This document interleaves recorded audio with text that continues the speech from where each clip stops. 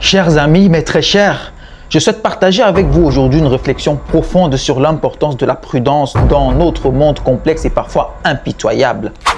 Nous vivons dans une époque où l'intelligence est une qualité essentielle qui englobe la compréhension, l'analyse, l'adaptation et la capacité à vivre dans notre environnement, nos réalités et notre contexte donné. Cependant, notre système en place est si puissant qu'il exige de nous une intelligence stratégique et une action réfléchie pour faire face aux défis qui se présentent à nous.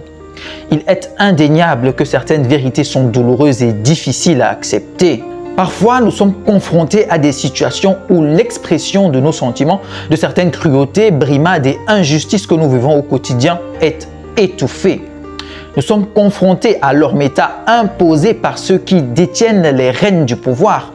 Mais la vérité seule ne suffit pas toujours pour ouvrir notre bouche face à ces comportements malheureux. Avant de lever notre voix, il est essentiel d'examiner attentivement tous les angles de la situation.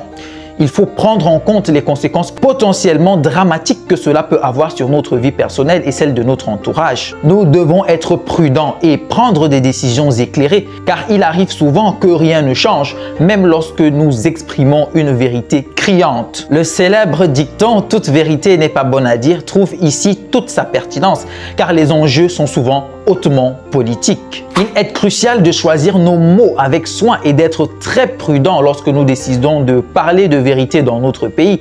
Bien souvent, cela heurte des intérêts de personnes qui détiennent le pouvoir, ce qui peut entraîner des représailles importantes. Cela devient alors une question de survie instinctive où notre sécurité personnelle est mise en jeu, malheureusement. Cependant, même si nous devons être prudents, cela ne signifie pas que nous devrions nous taire et accepter l'injustice qui nous entoure.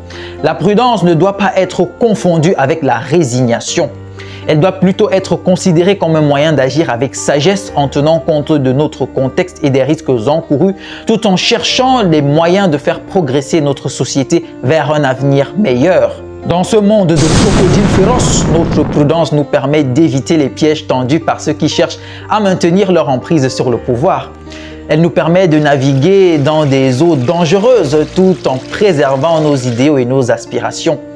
La prudence est une armure qui nous permet d'éviter les attaques, de protéger nos proches et de choisir nos combats avec sagesse. Mais cette prudence ne doit pas non plus être une excuse pour l'inaction.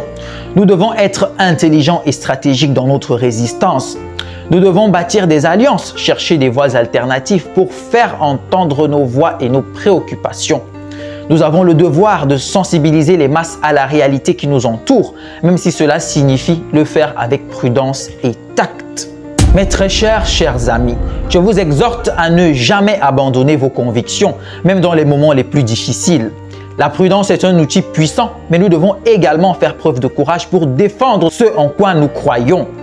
Nous devons continuer à élever nos voix en utilisant notre intelligence pour nous adapter aux réalités de notre monde et agir, rappelons-le, toujours avec sagesse. La prudence dans un monde de crocodiles féroces est essentielle pour notre survie et notre lutte contre les injustices. Mais nous ne devons jamais perdre de vue nos valeurs et nos aspirations. La prudence doit être un moyen de navigation dans un environnement hostile tout en étant un rappel constant de notre responsabilité envers notre société et notre avenir. Ensemble, nous pouvons construire un monde meilleur où nous finirons par venir à bout de l'oppression galopante pour le plus grand intérêt général. C'était le patriarche Bikeye dans cette présentation pour vous servir. Portez-vous bien et que le bon Dieu nous bénisse tous. Amen.